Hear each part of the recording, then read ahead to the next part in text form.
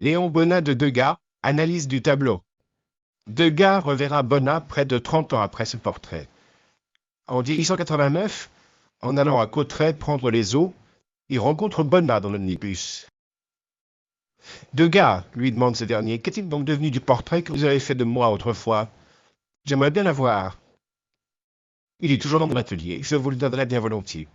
C'est en Italie que Degas fréquente Léon Bonnat. Le séjour de son ami, qui a raté le prix de Rome, a été pris en charge par la ville de Bayonne, dont il est originaire. Bonnat séjournera 2 ans dans la péninsule, de 1858 à 1860. À l'époque, leurs recherches vont dans le même sens. Ils se sont liés avec Gustave Moreau en Italie. Celui-ci, fort de sa position d'aîné parmi les artistes qui gravitent autour de lui, va jouer un rôle pédagogique auprès des plus jeunes, comme Degas.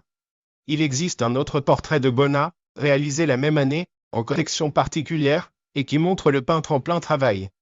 Pour cela, il s'est débarrassé de sa veste et de son haut de forme. Mais l'amitié avec Bonnat ne durera pas très longtemps. Il semble même qu'à l'époque où Degas a fait ces 2 portraits de lui, elle soit en train de s'éteindre. Comment concilier en effet des idées si différentes sur la peinture?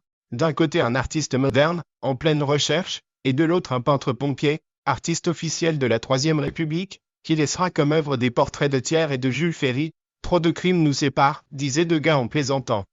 Au salon de 1870, ce n'est pas Degas qui remporte les suffrages, mais bien Bonnat, Henri Regnault ou Bastien Lepage, soutenus par l'Académie et l'École des Beaux-Arts.